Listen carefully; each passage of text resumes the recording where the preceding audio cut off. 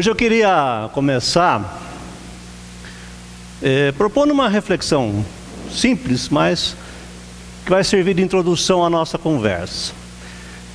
Existem muitas diferenças entre homens, mulheres e animais, né? Vai fazer uma lista bem longa explicando quais são essas diferenças. Mas existem algumas diferenças que são essenciais. Duas delas seria, primeira, pessoas se relacionam baseado em afeto. O relacionamento do ser humano, quando estão interagindo, é baseado no amor, no ódio ou até na indiferença. Seres humanos só se relacionam baseado em afetos. O animal não. O animal vive instintualmente. Eles vivem em grupo, caso seja a natureza deles, mas não dá para dizer que exista amor ou exista ódio entre eles. Absolutamente. Eles vivem, eles estão próximos uns dos outros, né? E uma outra característica que é importante é que o ser humano, quando ele nasce, para que ele possa se adaptar ao mundo, ele precisa aprender tudo com os pais, com as famílias. Uma criança, se ela nascer e for deixada na natureza, ela morre, não é? Tudo que ela precisa para poder sobreviver, ela precisa aprender. E aprender com os adultos, com aqueles que têm a responsabilidade pelo crescimento, pelo desenvolvimento daquele ser. Certo? Então o ser humano vive uma relação de aprendizado.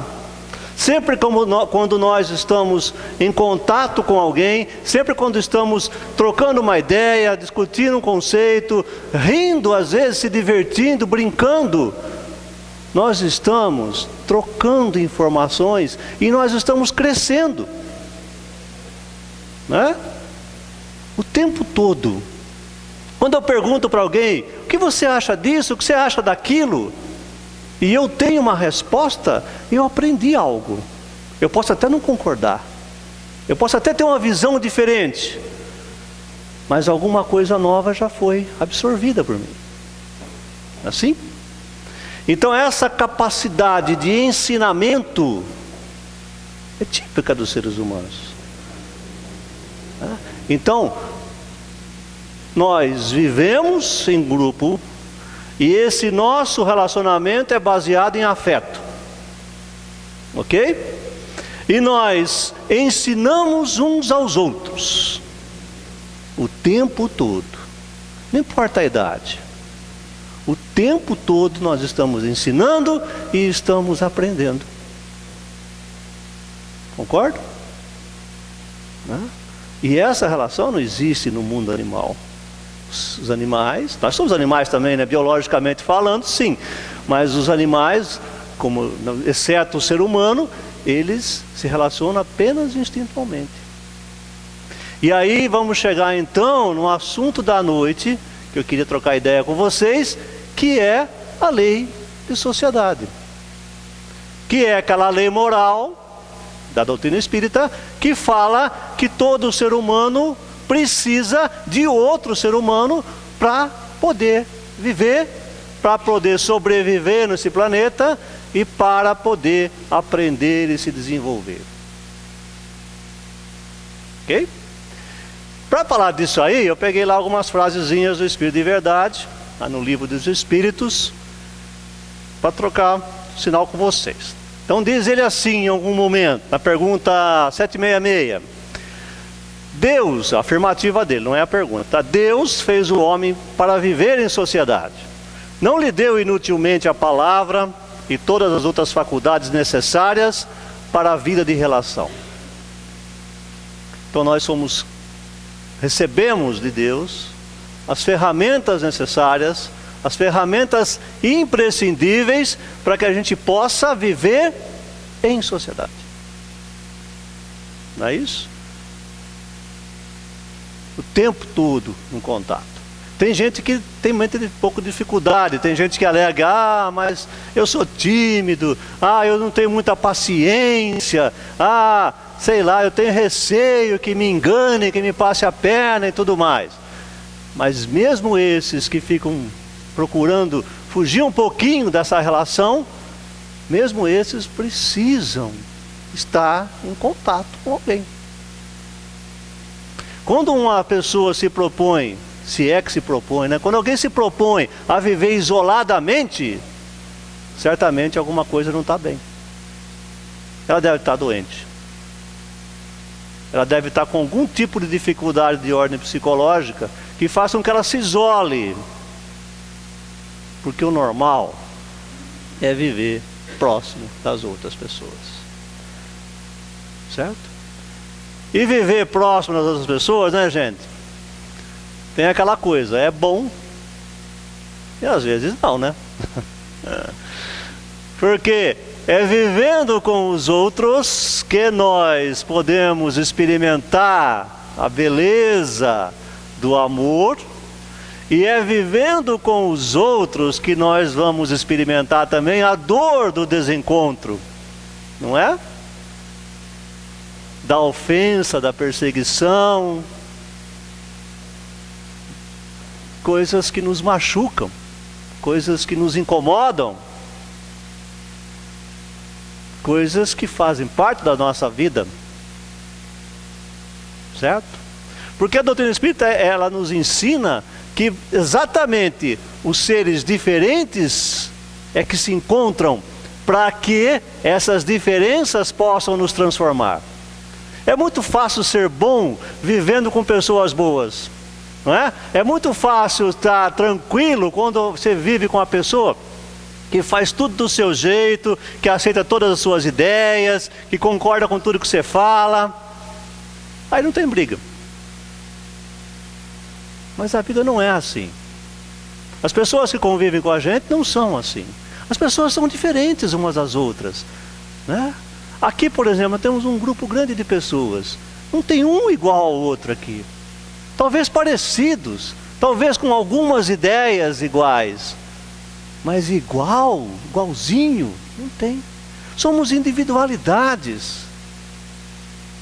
Temos história própria, temos uma vida espiritual. Nós não temos nem ideia de qual é o tamanho da nossa história, né? A gente considerar encarnações passadas, quantos anos temos? É bom nem falar, né? Vai ficar um número muito comprido aí, né? Então,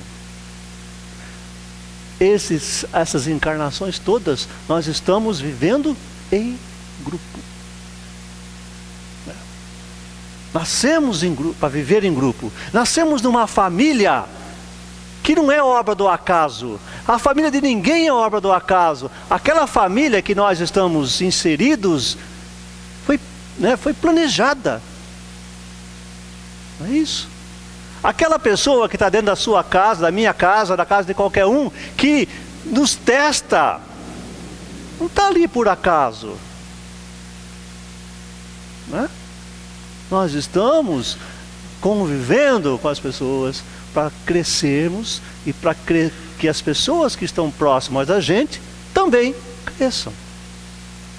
E aí então vem essa fala do Espírito de Verdade que diz assim, né? Deus nos deu todas as ferramentas necessárias para que a gente viva em grupo,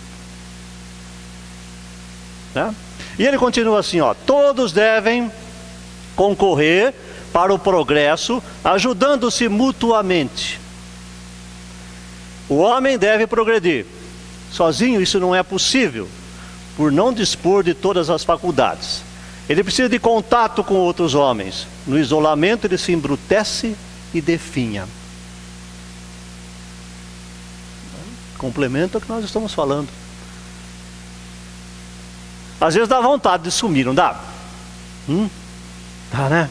Daquela vontade, se eu pudesse, eu ia para algum lugar, ficava lá escondidinho, ninguém ia me achar, né?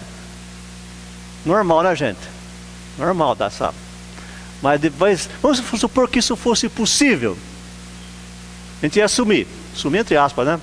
A gente ia ficar em algum lugar, isolado.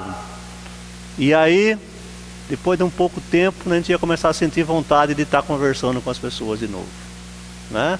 A gente ia começar a sentir saudade das pessoas, né? E a gente ia sentir saudade até daquelas pessoas, os briguentos. Exatamente. Né? E aí ia dar uma outra vontade na gente. Eu quero voltar. Eu vou voltar. Porque lá é o meu lugar. Né?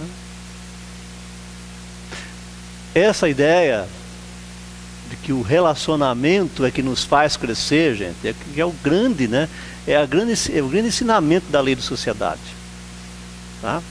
Porque nós realmente estamos aqui vivendo em grupo porque nós precisamos crescer espiritualmente.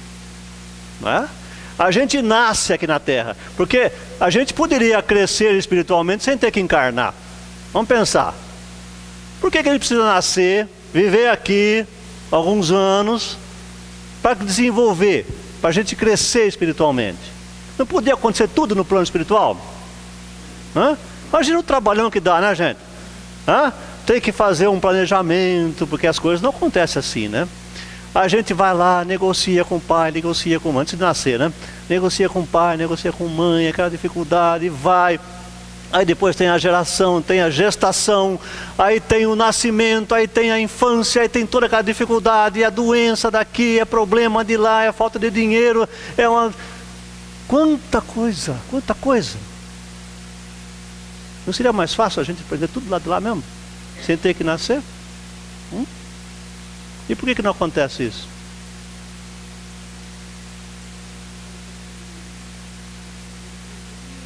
Precisamos então, mas essa evolução não poderia acontecer sem ter que nascer?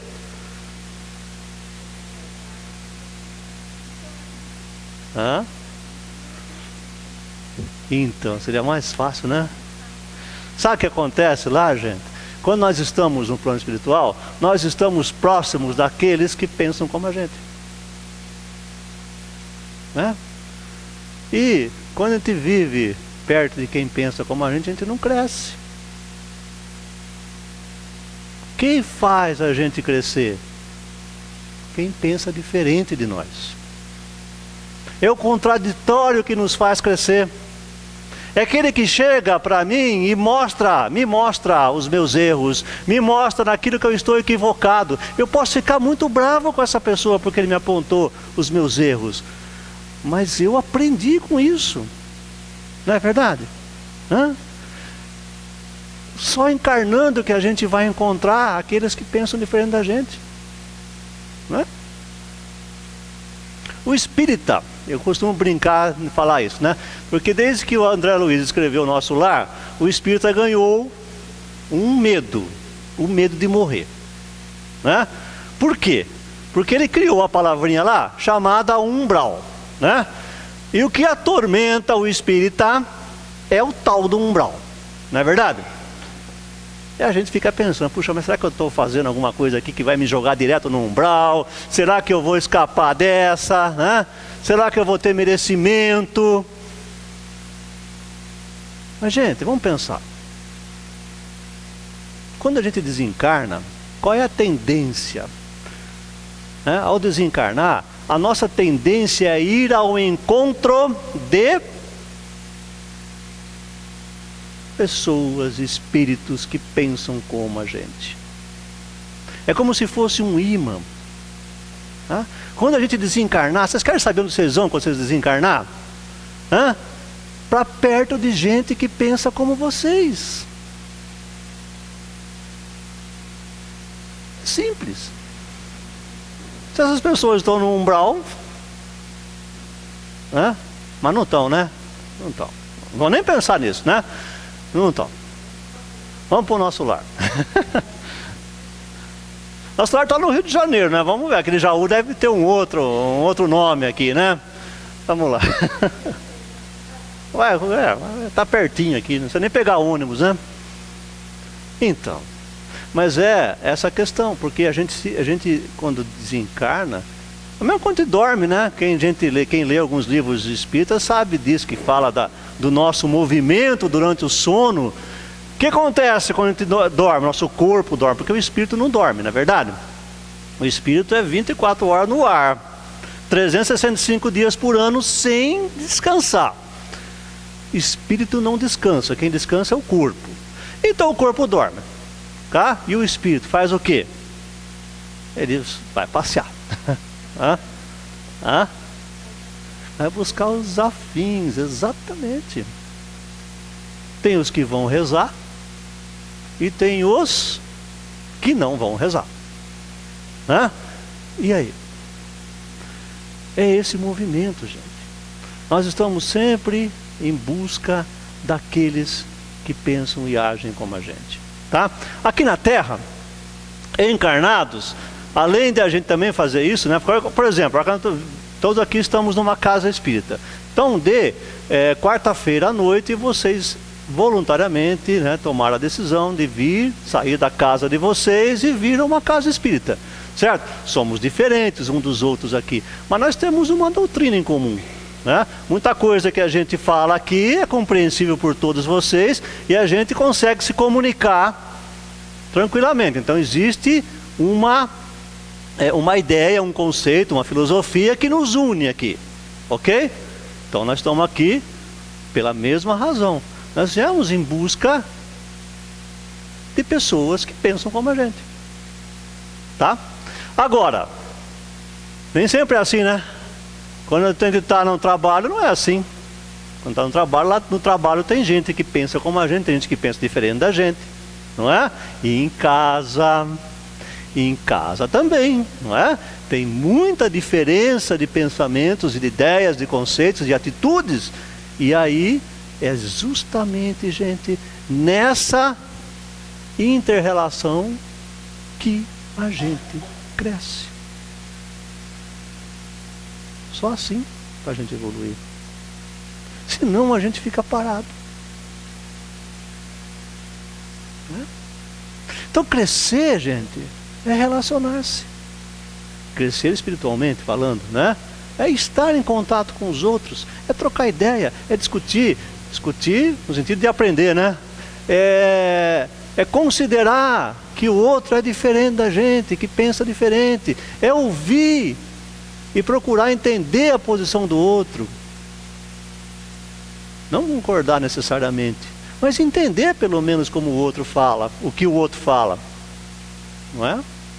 E isso cria então a condição necessária para que a gente evolua, a gente cresça espiritualmente, né? Bom, nós crescemos também, vamos lembrar um detalhe aqui, nós crescemos tanto do ponto de vista moral quanto do ponto de vista intelectual, né? Nós crescemos no amor e nós crescemos na ciência. É importante lembrar disso, tá? A própria doutrina espírita nos ensina muito bem isso. Nós temos dois flancos de crescimento: no amor, aprender a amar, aprender a conviver, aprender a respeitar diferenças, e na questão do conhecimento científico mesmo, tá? Aí já é uma questão de esforço também. Se bem que o conhecimento científico também é influenciado e ajudado por outras pessoas. Então não tem jeito, né? Tem que conviver. Precisa estar em contato. Precisa estar vivendo juntos. É assim que a gente vai crescer. Ok? E aí, o Espírito de Verdade, ele continua nesse assunto e ele lembra da questão da família, né? E aí, quando perguntado sobre se deixasse de existir família, se as famílias desaparecessem do jeito que as famílias são constituídas hoje e elas não existissem mais, o que aconteceria? Aí o Espírito diz: o recrudescimento do egoísmo.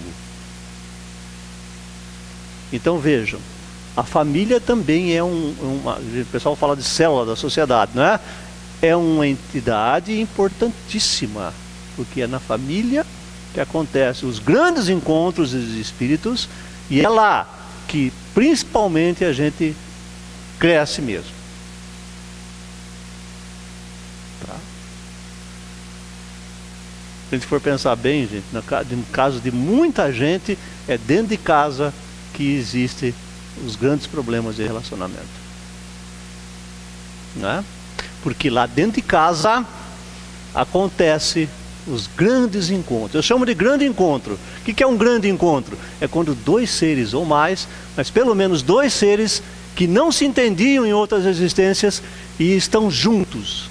Juntos para dessa vez começar a construir uma nova relação, um novo contato de respeito e de afeto.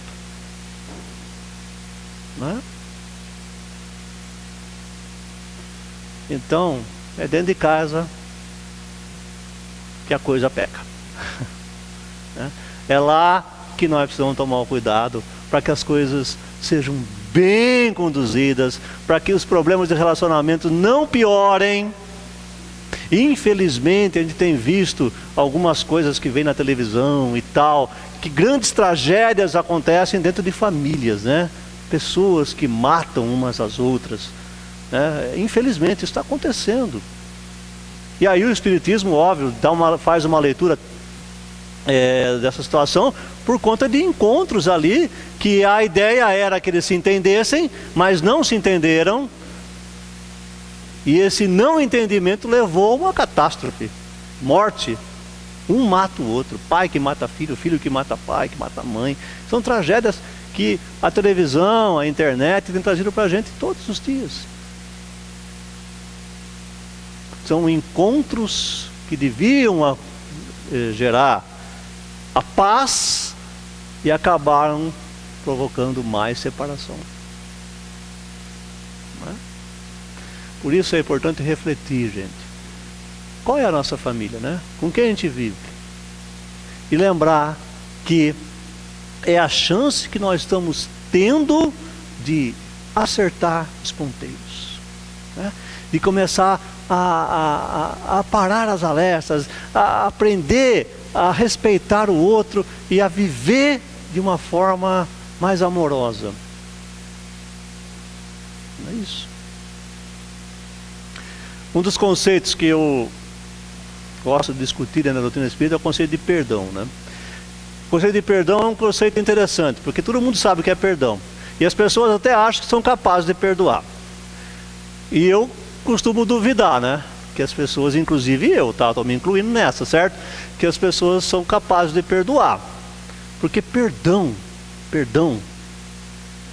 é aquilo que você diz assim, eu te perdoo. Mas é um perdão sem mágoa, sem ressentimento, esquecendo, apagou tudo. Daqui para frente é amor, é você sair da raiva e ir para o amor. Isso é perdão. Será que a gente consegue? Que a gente pode até, eu vou parar de agredir, né? Eu não vou atacar mais, eu vou me segurar, mas esquecer genuinamente. Será?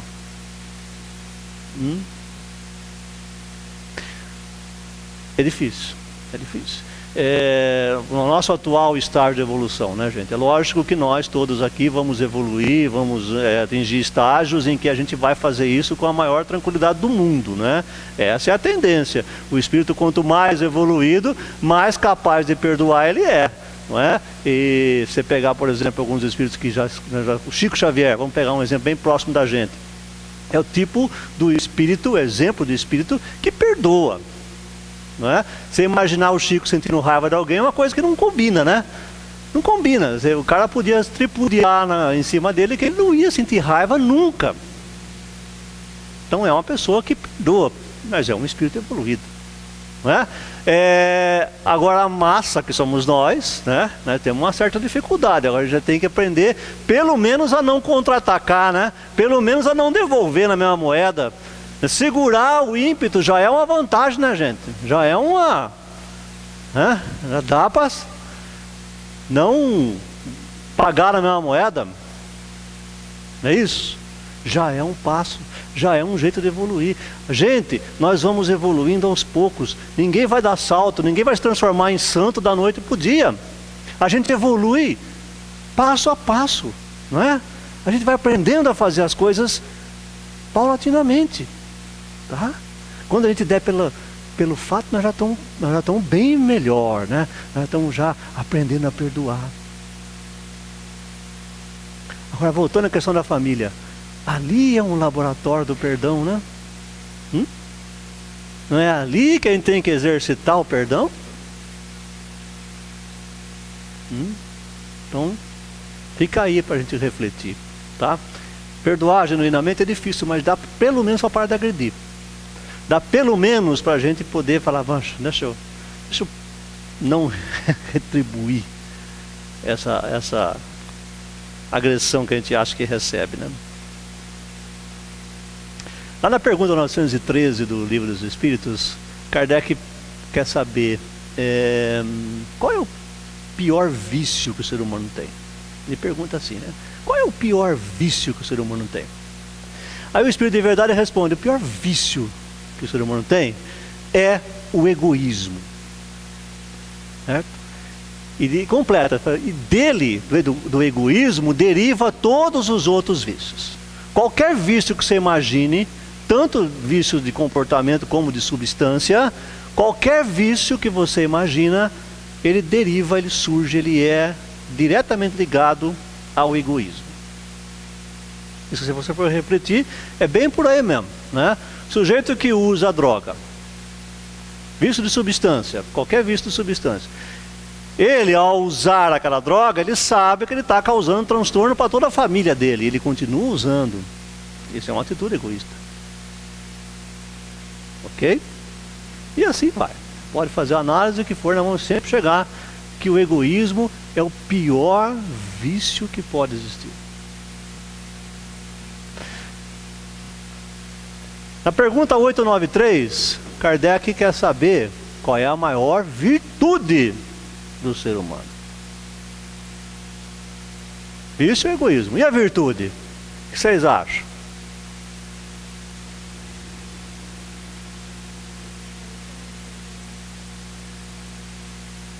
Caridade, é isso mesmo, né?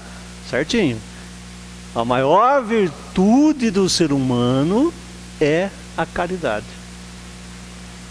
Daí ele explica o que é caridade, né, gente? A gente tem que separar a caridade de filantropia, né? As duas coisas são boas, viu, gente? As duas coisas são boas, as duas coisas são nobres, mas filantropia é quando você dá aquilo que está sobrando. Ok? Então você vai lá, você tem condição, você compra uma cesta básica, duas, você dá para uma família pobre, você doa lá para a campanha da fome, tudo bem. Maravilha, isso é uma atitude bacana. Porém, isso é filantropia. Ok? O centro vai fazer uma campanha, pede para vocês trazerem aí os agasalhos que vocês têm em casa, que vocês não usam mais. Isso é o quê? Filantropia, né? Tá sobrando, vou tirar, abrir um espaço do meu armário, poder comprar umas blusas novas, não sei o que tem. É bacana? Sim, claro que é, né? Alguém vai deixar de sentir frio, não é? Agora, então o que é caridade? Sobrou alguma coisa para ser caridade? Não.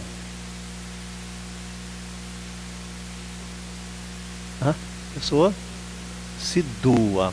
Boa definição, gostei dessa. Quando eu me dou,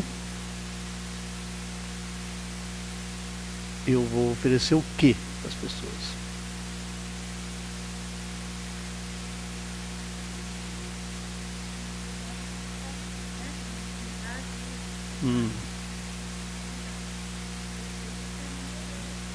Isso, estou sendo um doador hoje, é verdade. Não sei se é caridade, isso é um trabalhinho que eu assumi lá em cima, mas tudo bem, vamos lá. Amor.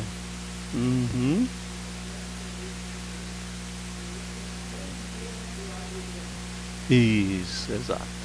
Então vocês estão exatamente essa ideia, o conceito é isso, né? É quando a gente oferece para outras pessoas aquilo que é importante para nós.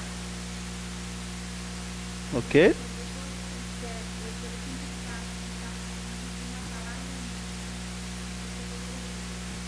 Perfeito. É isso mesmo.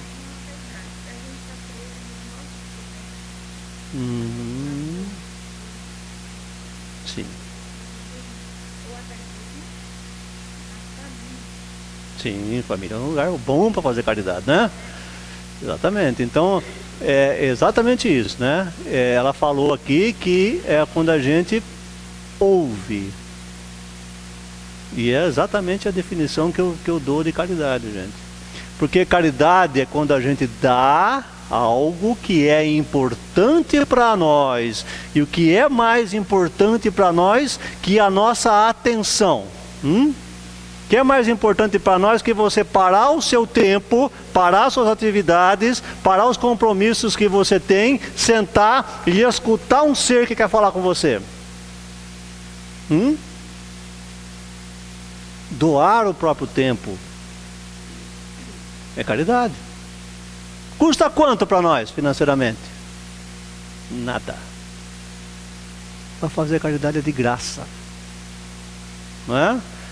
E basta a gente ter a vontade de ouvir o que o outro tem a dizer. Mas veja o que eu estou falando, hein, gente?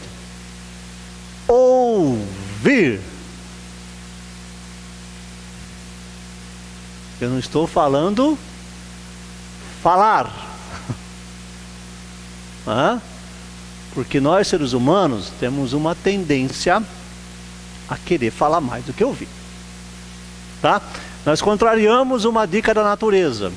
A natureza nos proveu de 2 ouvidos e 1 boca.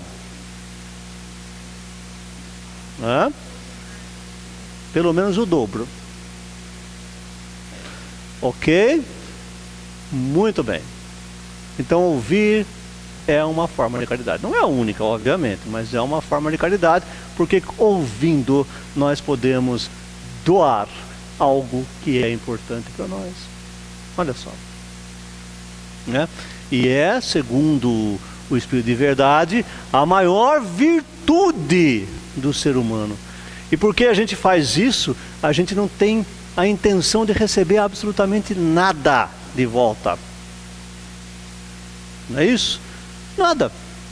Não tem a intenção de um retorno. Então, está ali, genuinamente ouvindo. Vê como é fácil, gente? Ou não? Às vezes é difícil.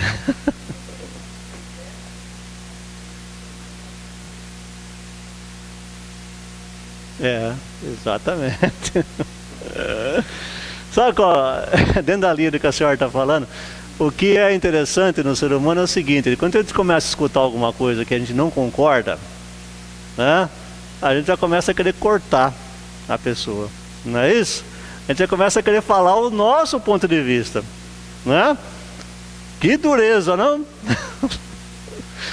Porque a pessoa, gente, ela não quer saber o que nós achamos. É essa a realidade. Ela quer botar para fora. Ela quer desabafar. Entendeu? Ora, você senta com alguém e deixa a pessoa falar. Deixa ela falar. Ela vai chorar? Deixa chorar. Chorar faz bem, gente. Chorar é bom. Chorar descarrega. Tá? Tem gente que quando senta a conversar com uma pessoa e ela começa a chorar, entra em pânico. O que eu vou fazer agora? Ela está chorando. Não faz nada, deixa ela chorar. Chorar não mata ninguém. Não é verdade? Quando a pessoa põe tudo aquilo para fora, quando a pessoa descarrega, ela fica aliviada. É uma catarse. Relaxou, descarregou, pôs para fora, aliviou, está leve. Olha só. E você não precisou falar nada. Precisou falar uma única palavra. Você só ouviu. Né? E vocês vejam como é interessante, porque quando a gente começa a falar, se vocês tiverem pessoas que te ouçam, né, vocês, presta atenção. Vocês vão falar. De tanto falar, vocês encontram a saída. Nós somos assim também, o ser humano, para encontrar um caminho, ele precisa falar. Mas tem que ter alguém escutando, né? Não adianta ele querer falar no espelho que não vai adiantar nada, ele tem que falar. Alguém escutando. Ele tanto falar, ele vai, quem fala encontra o caminho. Né? Funciona, pode ter certeza que funciona. Mas aí é aquela história, a gente tem que resistir àquela vontade, aquele comichão que dá de querer interferir e não deixar a pessoa concluir a ideia. Tipo assim, mas você fez isso! Pronto, travou o outro. Né?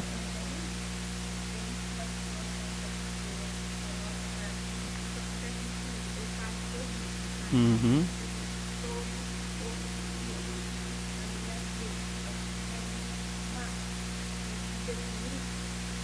E vai.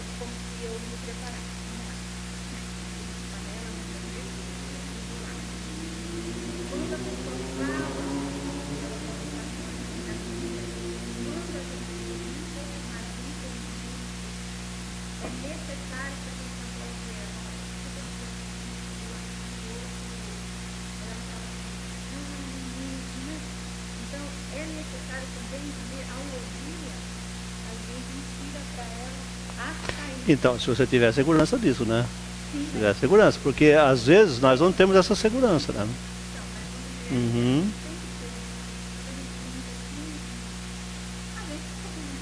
Sim. Sim, sim. Não, se a pessoa tiver como disse, uma segurança do que falar, ok, maravilha, pode, né? Deve falar mesmo. Agora, muitas vezes não, né?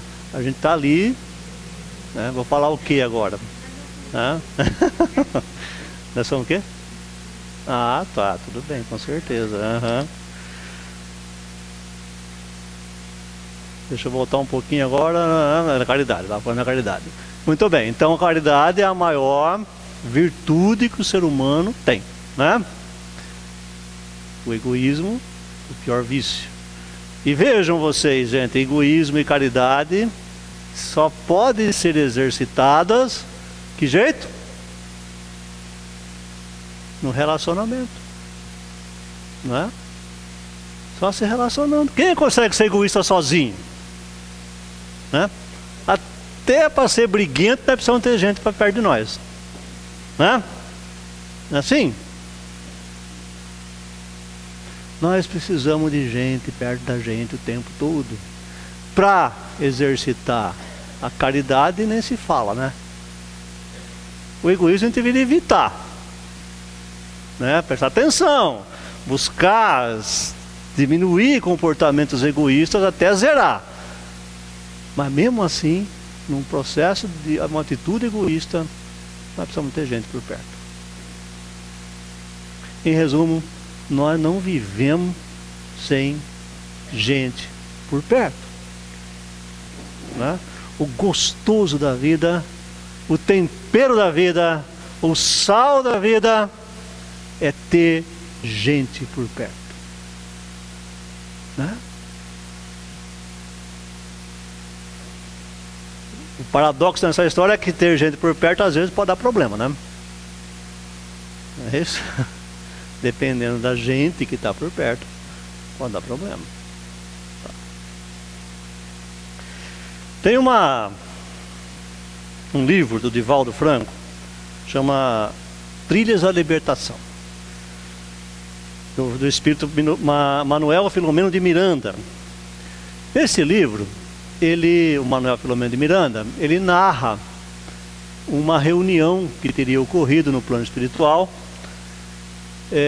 numa época em que o plano espiritual, lá o umbral, né, como nós conhecemos, estava lá agitado, e eles queriam encontrar, uma falange lá, queria encontrar um líder que pudesse conduzi-los, porque eles precisavam investir contra a doutrina espírita que estava se fortalecendo no Brasil, né? E precisava então que houvesse um líder que organizasse um ataque, entre aspas, do plano espiritual, vamos dizer assim, atrasado moralmente, para que houvesse uma tentassem inibir esse movimento espírita que estava se fortalecendo no Brasil na época, tá? Então, eles fizeram um processo de seleção e procurar identificar os espíritos, os piores espíritos que podiam existir, né? Porque tinha que ser mal, né? Tinha que ser um espírito atrasado, tinha que ser um cara raivoso e tal e coisa. E fizeram lá um processo seletivo e encontraram um ser que tinha esse perfil. E aí esse ser, quando ele foi se apresentar para aquela turba, ele chegou com uma espécie de um plano. E ele disse o seguinte: seres humanos, eles têm alguns pontos fracos. E nós podemos atacá-los justamente nesses pontos fracos. E ele, né? Vou identificar para vocês aqui 4 desses pontos fracos. Tá? Primeiro, o orgulho. O ser humano, alguns, não todos obviamente, alguns são muito orgulhosos, se acham, né? Eles pensam que têm uma condição melhor que os outros, que são mais evoluídos, que têm mais competência, que têm mais habilidade. Eles se colocam acima dos outros, são extremamente orgulhosos. E por conta do orgulho se afastam, se colocam num pedestal.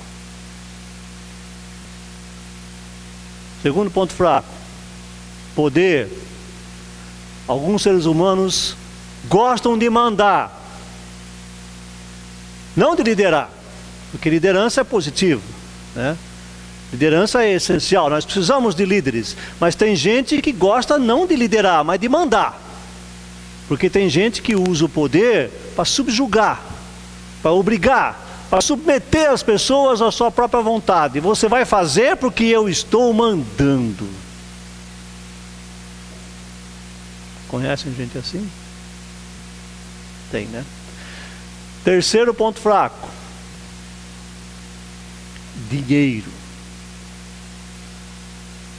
O ser humano é apegado em dinheiro, porque dinheiro traz posses, bens, né? Com dinheiro a gente compra, o ser humano compra aquilo que ele acha que é importante. Nem sempre é importante, mas ele supõe que seja, e usa o dinheiro para comprar essas coisas. E mais, com dinheiro ele suborna, ele faz com que as pessoas se vendam. Ele se torna corruptor. Quarto ponto fraco: sexo. E aqui eu estendo por minha conta, mudando um pouquinho para prazer, né? Prazer físico, porque o ser humano se permite ao prazer desregrado. O sexo obviamente tem a sua conotação positiva, é necessário. Sem sexo não há procriação, não há crescimento e não há expressão de amor, não é? Mas existe o exagero, existe o abuso, existe aquele comportamento que destrói, não constrói. Não é isso? Mas, além do sexo, tem a questão do prazer. E o prazer aí vai também para as questões de abuso de substância, uso de drogas e tal, que é uma coisa que nós estamos observando hoje com muita força no nosso mundo, especialmente no Brasil, né? O que faz um ser humano se degradar usando droga e dormindo na base de ponte, debaixo de viaduto, na rua, e consumindo droga dia e noite? A busca pelo prazer físico, não é? Então tá lá, os 4 pontos fracos: orgulho, poder, dinheiro, prazer. Aí o espírito, esse espírito aí, poderoso, eu não me lembro o nome dele e eu acabei não tendo tempo de buscar lá no livro, né? Mas também não é importante. Ele conclui a sua fala dizendo assim, ó: Quem poderá resistir a essas 4 legítimas verdades? Eles chamam de 4 legítimas verdades, né?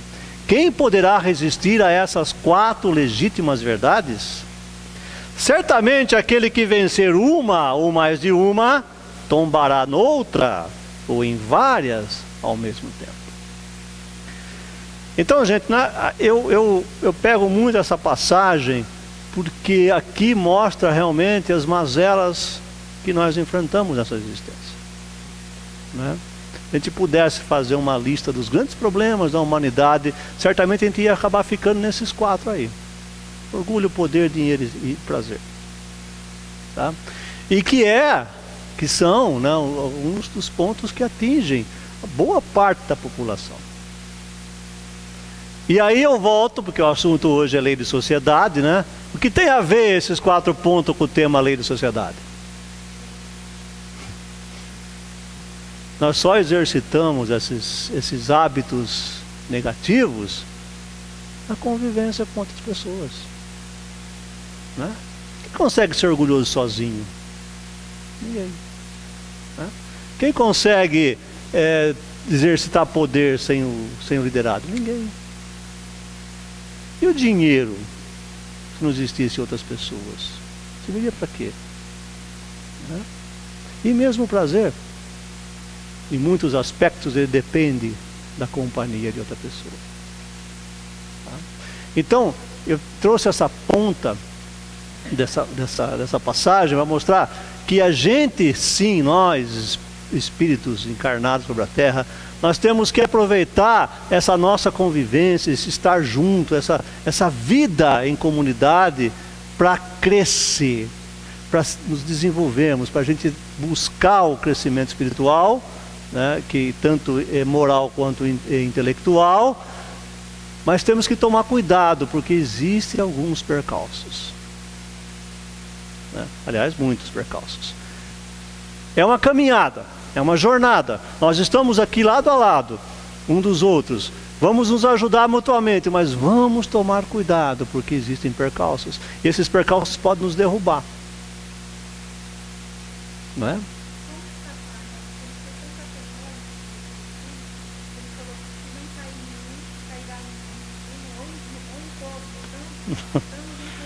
Estamos, como diz o outro, é um problema. Nós precisamos realmente tomar cuidado, né? Aí é uma questão de reflexão de cada um, né? Eu acho que a gente tem que colocar a ideia e cada um refletir em que sentido, né? Em que ponto nós estamos sendo atingidos ou não por esses, vamos dizer assim, essas 4 legítimas verdades, como eu acho ironicamente chamou isso, não é? Porque são os 4 grandes pontos fracos do ser humano, na verdade, certo? Então, a mensagem de hoje é bem no sentido de que a gente nós devemos aproveitar a nossa passagem aqui na Terra, quando a gente saiu lá do plano espiritual, quando nós saímos daquele grupo que pensa como a gente e viemos passar um estágio aqui na Terra e viver junto com outros que destoam, que não concordam, que nos testam, foi porque nós precisávamos dessa experiência. E é para a gente evoluir, né? Então, refletir nisso. Mas também refletir que não é fácil, porque nós temos também as nossas fraquezas, certo? Mas é necessário prosseguir. É necessário prosseguir. E também que ninguém vai ficar perfeito numa única vida, né? E que nós vamos nascer outras vidas, e que nós vamos ter muitas encarnações pela frente. E que se a gente tomar por referência aqueles espíritos missionários que passaram pela Terra, o grande mestre Jesus é o maior exemplo, e outros não tão iluminados como ele, mas também importantes que estiveram aqui, e que deram exemplos do quê? De convivência fraterna, de estar junto com o outro, de amar incondicionalmente, de não se sentir agredido e ofendido pelos seus irmãos, né?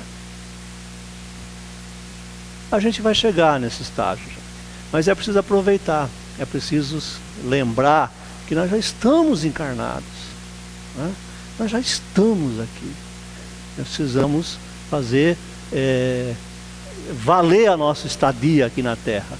Mas vamos voltar. Mas será que se a gente voltasse com uma lista menor, não seria mais fácil? Vamos cortar bem, né? Seria muito mais fácil, né? Outra coisa que eu acho que assusta muito o espírita, né, quando ele tem medo de desencarnar, né? E aliás eu tenho a convicção, viu gente, que o ser que mais tem medo de morrer é o espírita, né? Estou falando. Então bem, um outro medo que nós temos é uma coisa chamada checklist, né? O que é o checklist? É você chegar em algum lugar e alguém sacar uma listinha e começar a ticar o que você fez e o que você não fez, né? Vem cá, olha lá, você prometeu fazer isso aqui, né? Você prometeu conviver lá com aquele fulano tal e ter paciência com ele, né? Você prometeu trabalhar lá no asilo, lá no centro espírita, fazer algum trabalho de caridade e tal. Não tinha tempo, eu tinha que trabalhar. Mas eu tinha o meu emprego, eu me roubava todo o tempo, né? Muito bem. A questão é o seguinte, gente, o checklist não existe, né? Onde que está o checklist? Aqui, ó. Exatamente. Ninguém vai receber a gente com um papelzinho na mão e ficar ticando nada, certo? É a nossa própria consciência que vai nos dizer se fizemos ou não fizemos. E a nossa própria consciência que vai determinar o que é que nós devemos fazer quando voltarmos para cá. Não é? Então, não tem castigo, né? Não tem castigo. A gente conversa com os amigos católicos e evangélicos, é aquela história que Deus castiga. Tem castigo. É amor. O grande carrasco de nós, da gente, somos nós mesmos. A nossa consciência, ela pesa. Ela pesa, né? E é assim que funciona. E é essa vontade de consertar, é essa vontade de refazer, né, de conviver fraternalmente com algumas pessoas que nós não conseguimos, é que faz com que a gente peça para nascer, né? Nós pedimos para nascer, nós estamos aqui, nós estamos encarnados, que é que nós estamos fazendo para a nossa evolução. Essa reflexão eu queria, né, de tudo que eu falei, que vocês levassem. Estamos aqui, ombreando um com os outros. O que é que nós estamos fazendo para a nossa evolução? É isso. Obrigado. Que Jesus nos abençoe.